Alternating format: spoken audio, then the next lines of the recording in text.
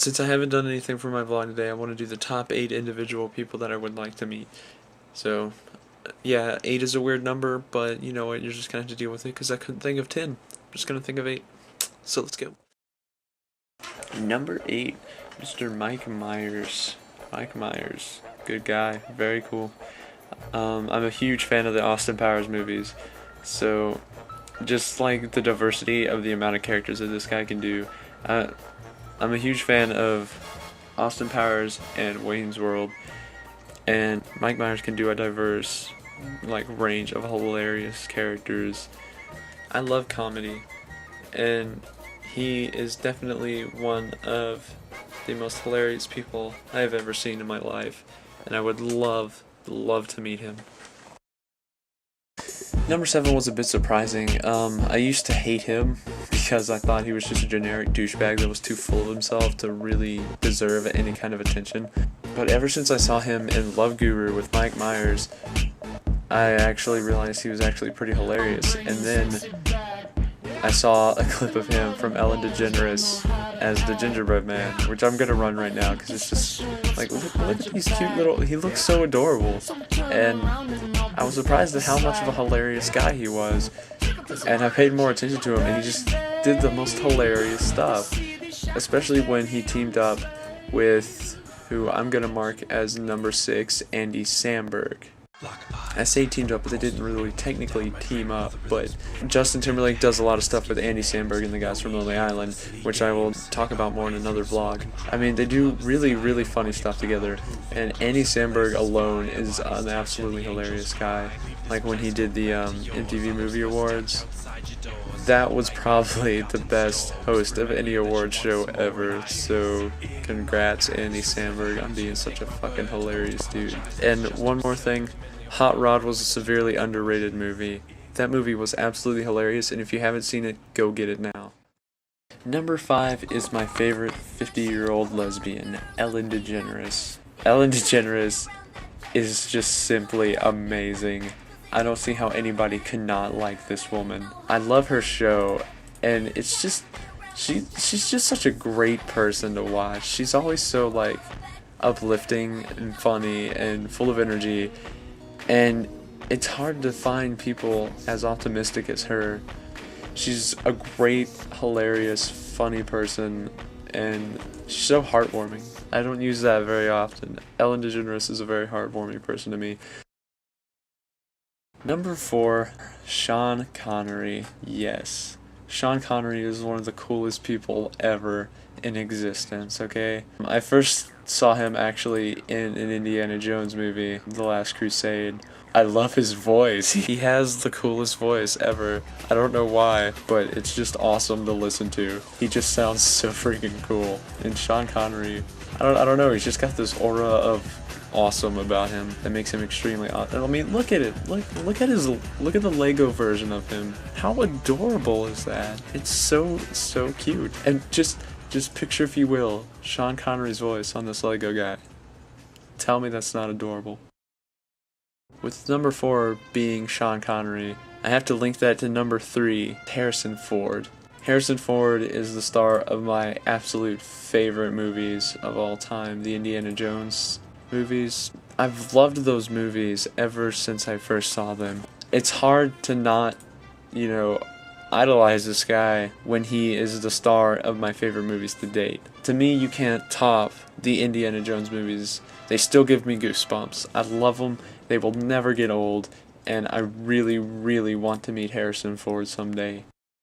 The number 2 slot, without a doubt, goes to the creator of my all-time favorite show, Family Guy, Seth MacFarlane. Seth MacFarlane is one of the most talented people I have ever seen. The diversity of the voices he can use is amazing, and what's even more rare, especially in comedy animated shows, is the music, and he places music very high on the necessities. The next time you watch an episode of Family Guy, listen very carefully to the music in the background or the songs that they sing. Look past the funny lyrics and just listen to the music itself.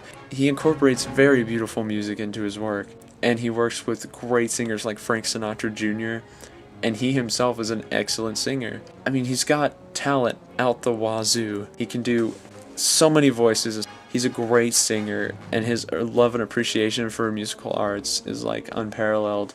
This man is a genius on many levels, and without a doubt, one of the people I idolize most. There's not much I wouldn't give to meet Seth MacFarlane. He's a major influence on me as a person who owns every Family Guy DVD to date. I mean, I love it. I own every season of Family Guy to date. All 7 volumes and the movie. And Blue Harvest. I love it. Let me take a moment to prepare you for the awesomeness that is the number 1 person. This man is just so amazing. I'm really struggling to think of words. He is one of the most amazing comedians, directors, actors of all time. This is the one person I would give absolutely anything to meet. I saw one of his movies and I was immediately hooked to his style. I had to get more. And that one movie that I saw by him that made me want the rest was Robin Hood Men in Tights. So of course the person I'm talking about is none other than Mel Brooks. Mel Brooks, to me, is the greatest director of all time. I can't get enough of his movies. Unfortunately for me, all I've got is Robin Hood Men in Tights, Blazing Saddles, Young Frankenstein, and History of the World Part 1. History of the World Part 1 is probably one of the greatest comedies to date, in my opinion. They can't refuse. You just can't refuse. Confess. Don't be boring. Say yes. Don't be dull. A fact you're ignoring. It's better to lose your skull cap than your skull. I mean, besides those 4, he does such funny movies. Like, I love High Anxiety and Spaceballs. He has Silent Movie, but he has plenty. And all of them are amazing. And I love how he has this knack for tying in certain jokes into all of his movies. Like Walk This Way. If it hadn't have been for Mel Brooks, the song Walk This Way by Aerosmith probably would have never happened. Because Steven Tyler, I remember in an interview, said at one point that he got the idea for the song Walk This Way after watching Young Frankenstein. And Walk This Way is a joke that continuously pops up in Brooks's films.